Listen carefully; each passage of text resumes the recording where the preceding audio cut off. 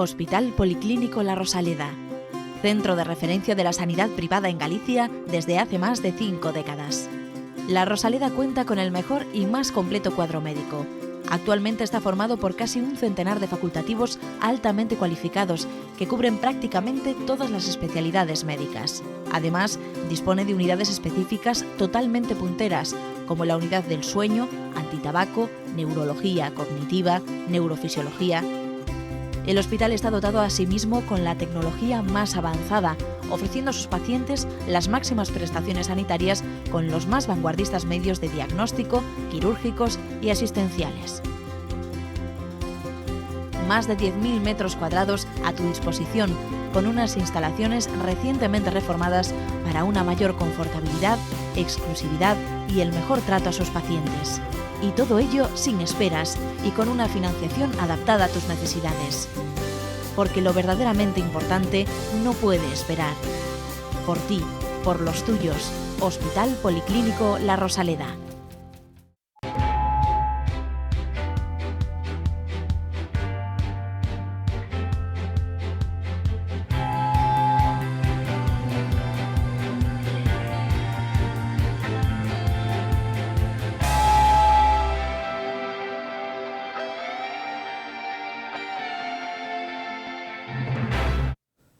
Hola, bienvenidos.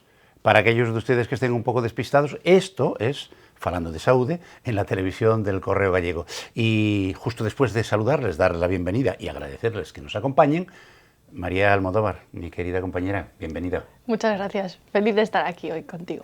Y ya saben cuál es mi obligación inmediatamente después, decirle a María de qué vamos a hablar hoy. Pues hoy en Falando de Saúde entrevista nuevamente a 2 otorrinolaringólogos de La Rosaleda. A continuación, los espectadores plantean sus dudas sobre las glándulas salivares.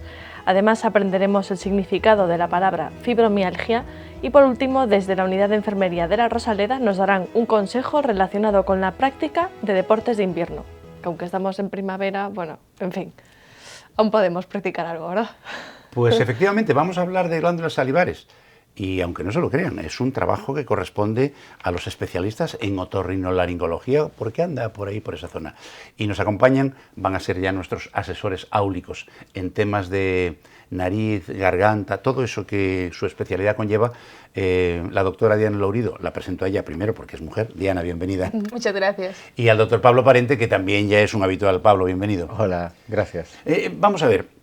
Ustedes saben que nosotros, dicen los médicos, no les hagan mucho caso, que la digestión empieza en la boca, con la masticación y la insalivación. Y claro, eso requiere que produzcamos saliva. Y resulta que la saliva la producen unas glándulas que se llaman glándulas salivares. Pero esas glándulas, primero, ¿dónde están, Pablo? Segundo, ¿qué es lo que producen? Y tercero, ¿por qué son tan importantes? Las glándulas salivares están alrededor de la boca y de la faringe. Las glándulas salivares tenemos 2 tipos, las que se ven, las que todos hemos estudiado, que es los que llamamos mayores, y son mayores porque son las grandes, y las menores. Las menores son porque son muy chiquitillas. Las glándulas salivares menores están en toda la boca y en la faringe también. Son muy pequeñas, no somos capaces de verlas, pero funcionan también. Y las mayores son 3 tipos que están en parejas. 2 parótidas que están delante de la oreja, 2 submaxilares que están debajo de la mandíbula y en la parte anterior, también en el suelo de la boca, en la parte de abajo de la boca, las sublinguales. Estas son las que llamamos mayores porque son las que segregan la mayor parte de la saliva. Son importantes porque segregan saliva y son importantes por lo que lleva la saliva. La saliva es la primera parte de la digestión. Lleva una enzima, que nosotros llamamos lisocima, que empieza a digerir los alimentos. Por eso siempre se nos ha educado en que debemos masticar bien los alimentos, no solo para que el bolo alimenticio esté blando y sea fácil de tragar, sino también porque ya empezamos a mezclarlo y empezamos a trabajar en él en su digestión.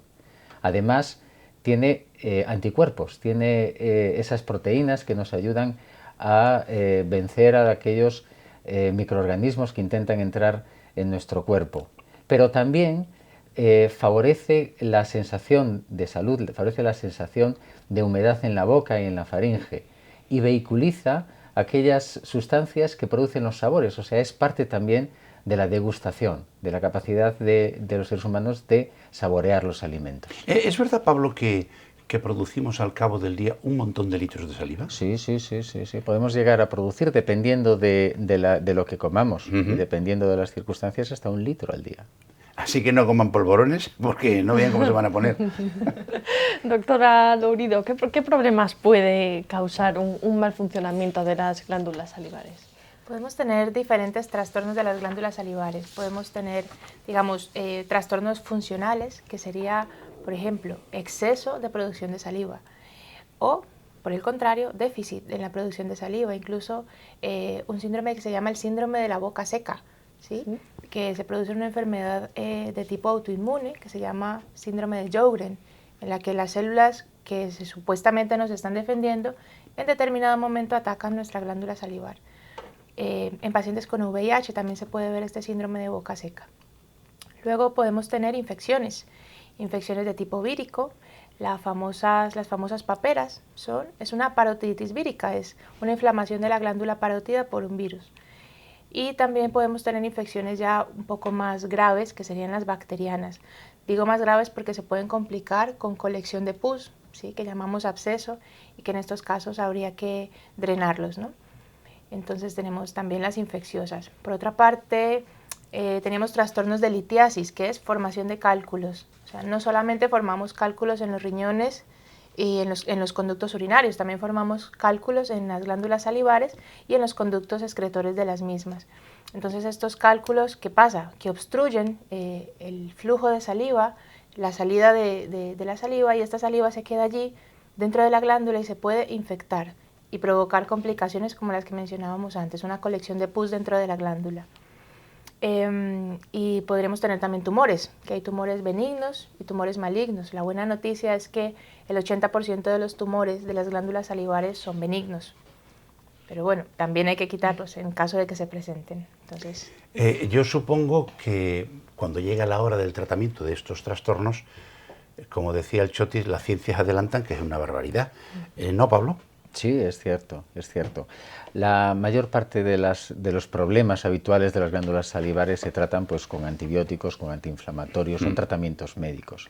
Pero ¿qué pasa cuando lo que sucede es que la glándula tiene pues un tumor, o cuando aparecen esas temidas piedras o litiasis dentro de los canalículos, o cuando hay problemas? Ahí hay que operar, ¿no? Ahí, pues desgraciadamente, tenemos que operar, aunque la parte buena es que el pasar por quirófano suele resolver los problemas de las glándulas salivares. Creo que tenemos un par de vídeos muy breves para ilustrar a lo que el doctor Parente llama tratamiento quirúrgico. Vamos allá con el primero.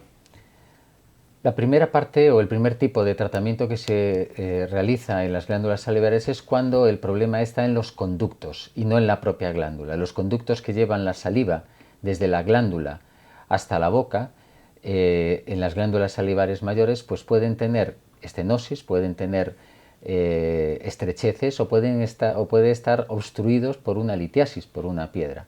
Para poder tratar esto, lo que hacemos es pasar a través de estos conductos, que son minúsculos, pues un endoscopio que puede tener entre 0,75 y 1 milímetro y diverso instrumental que nos permite ver lo que pasa dentro, igual que en una endoscopia de esófago o de colon, pero en este caso de 1 milímetro, y con diverso instrumental muy específico poder solucionarlo, bien dilatando una estenosis o bien extrayendo la piedra que está provocando el problema.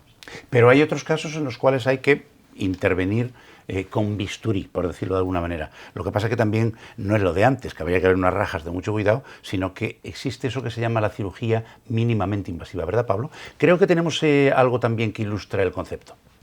Pues sí, realmente la cirugía también ha avanzado en este aspecto. Si tenemos que extraer o extirpar la glándula, lo tenemos que hacer. La diferencia es que gracias a diversos instrumentos, sobre todo el endoscopio, podemos hacerlo en vez de a través de una incisión grande y moviendo, cortando gran cantidad de tejido, podemos hacerlo de una forma mucho más reducida, provocando menos daño en los tejidos y provocando, por lo tanto, menos dolor posoperatorio. En las imágenes vemos la extracción de una glándula normal, de una submaxilar, que a través de una incisión mínima y con un mínimo dolor e incomodidad posquirúrgica. Estas serían diversas cicatrices en diversos pacientes que hemos operado. Y esta sería la diferencia con una cicatriz digamos, siguiendo la técnica habitual y la técnica estándar a día de hoy. No olvidemos que estas técnicas mínimamente invasivas Esto que estamos son viendo nuevas. en pantalla, Pablo, precisamente sería la cicatriz de un procedimiento convencional. Convencional, esto y es la técnica y la estándar. que sigue sería la cicatriz que queda después de una intervención mínimamente invasiva, ¿verdad? Exactamente, estos son dos pacientes reales. Y aquí tenemos otra. En el anterior caso hablábamos de la submaxilar, Sí. esa glándula que está debajo de la mandíbula, pero también la parótida puede tener estos problemas y tener que operarse. Cuando operamos una parótida, la técnica estándar es una incisión que empieza delante de la oreja y acaba en el cuello. Esta es lo estándar, esto es lo habitual, pero nosotros podemos hacer también técnica mínimamente invasiva ayudada con endoscopio, en la que realizamos una menor incisión. Esta sería la incisión en una paciente al cabo de 3 semanas después de la cirugía. La cirugía ha sido la misma, ha sido una parotidectomía exactamente igual.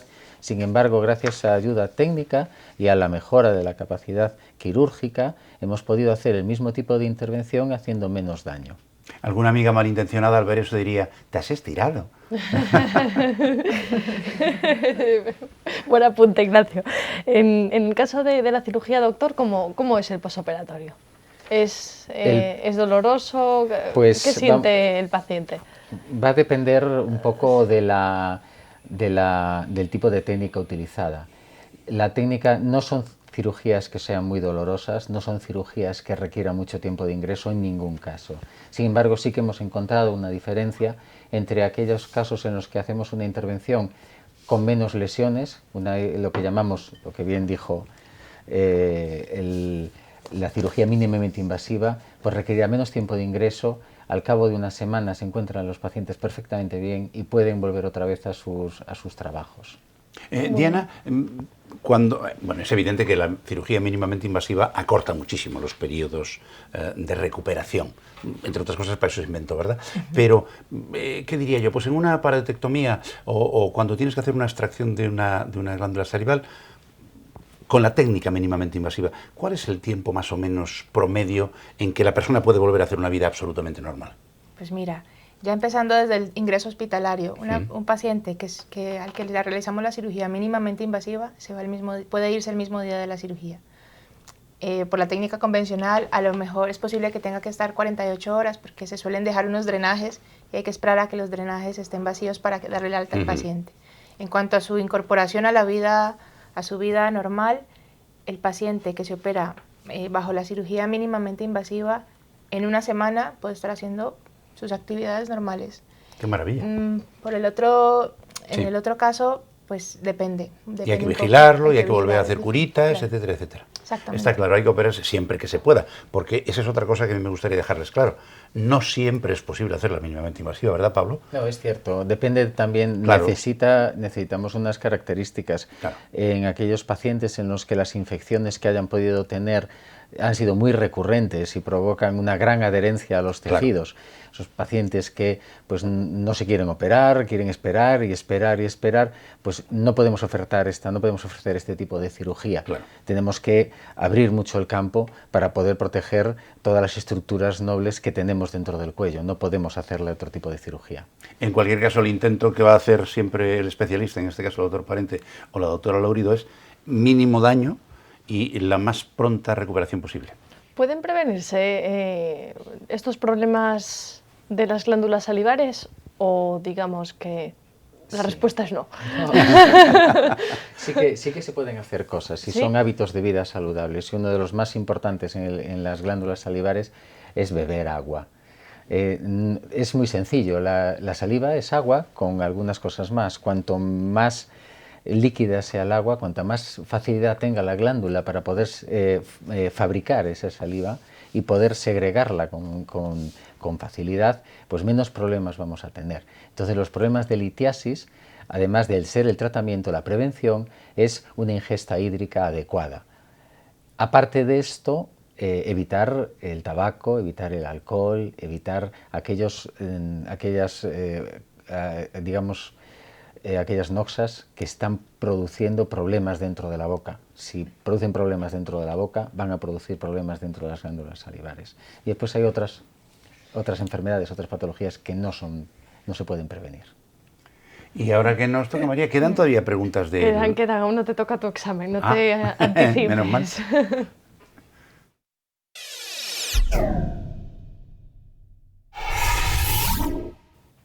Una semana más les recuerdo que pueden ponerse en contacto con nosotros enviándonos un correo electrónico a falandodesaude@correotv.es, o si lo prefieren nos pueden seguir a través de redes sociales como Facebook y Twitter. Les damos las gracias siempre por sus comentarios. Tenemos dos preguntas, doctora Lourido. Marta de Santiago pregunta si existe el exceso de saliva.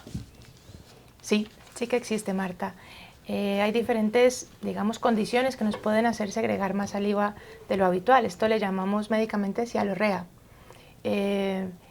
Por ejemplo, enfermedades del aparato digestivo, el reflujo gastroesofágico, que es tan habitual en nuestro medio, puede hacernos producir más saliva.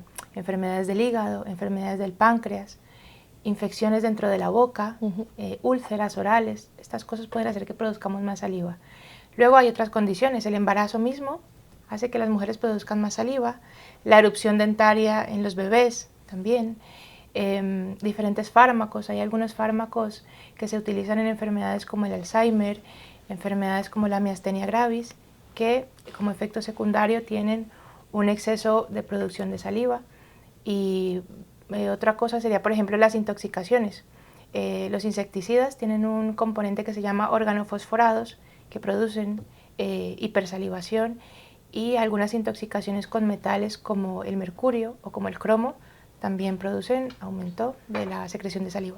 Interesante. Doctor Parente, Carmen de Santiago pregunta si son hereditarias alguna de las patologías vinculadas con la saliva.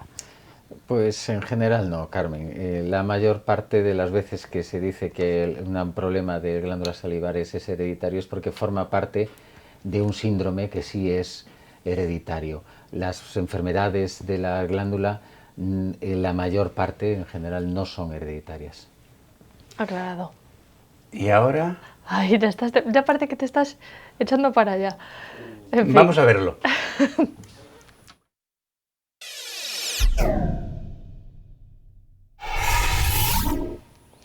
¿Qué nos puedes contar de la fibromialgia?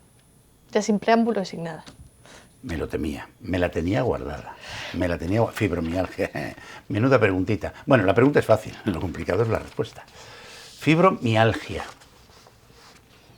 Pues verán ustedes, la palabra lo dice, algia, dolor, fibromío, del músculo. ¿Qué es esto? Si yo lo supiera, me dan el premio Nobel.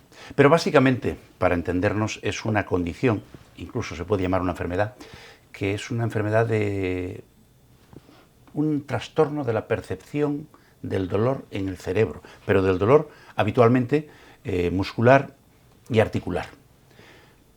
Para que se pueda llamar fibromialgia, porque a todos nos duele de vez en cuando, sobre todo a ciertas edades, lo mío del pelo blanco no es de un susto, como ustedes saben. Bueno, pues a mí me duele también de vez en cuando, pero no me dura 3 meses. Eso es lo que define la fibromialgia. Dolor continuo, puede impedir el sueño, puede ser invalidante desde el punto de vista laboral y dura 3 meses. ¿Qué lo provoca? Ni idea. ¿Cómo se trata? Ni idea. Hay diferentes herramientas que los médicos utilizan para tratar de luchar contra la fibromialgia, pero ese trastorno de la percepción por parte del cerebro a la hora del dolor es complicadilla, es complicadilla. ¿Qué es lo que lo provoca? Pues miren, realmente no sabemos cuál es la causa. Lo que sí sabemos es que a veces se asocia a determinadas cosas que nos ocurren en la vida. Por ejemplo, hay gente que se divorcia y empieza con una fibromialgia. Hay gente que tiene un accidente de tráfico. Hay gente que tiene una infección generalizada, más o menos grave, y resulta que a partir de ahí le queda un dolor de cuerpo tremendo. La verdad es que la fibromialgia no sabemos lo que es, pero ojo, que hoy en día llega a afectar en nuestro estado, en España, hasta entre el 1 y el 3% de la población. Y esos son entre 1 y 2 millones de personas cada año, que no es ninguna tontería. Y luego lo que hay es diferentes grados. Hay, pues eso, el dolor muscular que se sobrelleva y que, bueno, te tomas un ibuprofeno, por decir algo, y ya vas tirando. Y luego hay realmente dolores invalidantes que impiden que la gente pueda desarrollar una vida normal y, por supuesto, afecta de manera muy profunda a su vida laboral, sobre todo cuando la actividad laboral tiene que ver con movimiento físico. La verdad es que no sabemos qué es lo que la produce, no sabemos cómo curarla, tratamos los síntomas en la medida en que podamos, pero desde luego no es nada agradable padecerlo. ¿Ves cómo sabía yo que me ibas a meter en un lío? No era mi intención, ¿eh? Bueno, de ahora verdad voy y que me lo no. creo. Bueno, ¿y ahora qué nos toca? Ahora nos toca recibir un consejo desde la unidad de enfermería de la Rosaleda.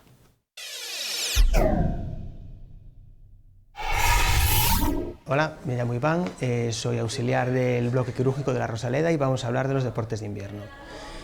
En invierno es recomendable practicar deporte igual que a lo largo de todo el año y en especial en esta época del año podemos hacer el esquí y el snow. ¿Vale? Es un deporte muy interesante, pero conlleva unos riesgos que no debemos de obviar. Por ejemplo, vamos a recordar que a lo largo de todo el año 300.000 esquiadores pasan por las urgencias de los hospitales. El principal motivo de lesión suelen ser fracturas de clavícula, fracturas en miembros superiores y en miembros inferiores, donde la temida triada, que es la rotura de ligamentos y meniscos de las rodillas, pues nos puede causar una baja bastante importante. Vamos a hacer mención especial a los niños, en donde más del 50% de los accidentes se dan en la cabeza, algo muy importante. Y bueno, para intentar evitar estos problemas, vamos a seguir unas pautas, unas recomendaciones que os vamos a dar. Seguir una dieta rica en carbohidratos es muy importante. ¿Dónde encontramos los carbohidratos? Pues en arroces, pastas y cereales. La hidratación no la vamos a pasar por alto, es muy importante, puesto que en un ambiente de montaña, en clima seco y frío, no vamos a darnos cuenta que nos estamos deshidratando. Entonces, tomar agua, bebidas energéticas para reponer los electrolitos y fluidos que nuestro organismo necesita. Segundo, para combatir la hipotermia es la vestimenta. Aquí vamos a aplicar la teoría de las 3 capas en la medida que sea posible. Nos va a ayudar a regularizar la temperatura corporal de una manera más óptima. Aquí vamos a seguir las recomendaciones de las 3 capas. La primera es la que nos va a mantener el cuerpo seco y vamos a usar unas fibras sintéticas que ayuden a aislarlos de nuestra humedad corporal. La segunda capa nos va a mantener la calor que nuestro cuerpo genera, en donde podremos usar, pues muy recomendable, forros polares y plumíferos. Tercera capa, la impermeable y transpirable, en donde en la medida de lo posible vamos a usar membranas tipo Gore-Tex y costuras termoselladas. No nos vamos a olvidar también del uso de manoplas y gorros. Tercera pauta, la protección física contra golpes e impactos, en donde el uso del gorro no es obligatorio, pero sí es muy recomendable, uso de guantes con protección palmar y dorsal y uso de espalderas. Otra protección que también tenemos que tener en cuenta es contra la radiación solar. Recordar que cada 1000 metros de altura que subimos, los efectos dañinos del sol aumentan un 15%, teniendo en cuenta que una estación suele estar entre los 2000 y 3000 metros, pues aumenta el riesgo un 30 o un 45%. Tenemos que tener mucho cuidado con la piel, donde usaremos cremas de protección solar con un factor 50 o superior en todo el rostro expuesto. Con los rayos solares también hay que tener mucha precaución con la vista, en donde usaremos máscaras de ventisca, las cuales nos permiten adaptar el tipo de lente a las condiciones meteorológicas del día, teniendo lentes para día soleado, día nublado o día con tormenta. Cuarta recomendación, y casi la más importante, estirar y calentar. Recordar que los músculos, tendones y ligamentos con el frío se contraen, muy importante para evitar lesiones. Y se acabó, ya no les damos más la paliza, ay bueno, hoy no les he echado la bronca por nada. Qué raro. Qué raro. Qué raro. Se me habrá pasado. O es que han sido ustedes muy buenos. Nos queda el tiempo para despedir a nuestros invitados. Doctor Pablo Parente, muchísimas gracias. Un placer, como Hasta siempre. una próxima ocasión. Doctora Diana Laurido, más placer con usted que con él, pero también bienvenida. Gracias. Por razones obvias, naturalmente. Si le preguntamos a María, será al revés. María, muchísimas gracias. Un beso muy grande. Gracias, Ignacio, otro para ti. Y a ustedes, ¿qué les voy a decir? Que muchísimas gracias, que nosotros aquí no pintaríamos nada si ustedes no estuvieran a ese lado de la pantalla. Así que les emplazamos a la próxima semana, que volveremos a traer gente que nos contará cosas muy interesantes, no me cabe la menor duda. Así que hasta entonces, como siempre, el mejor de mis deseos, salud y mucha suerte.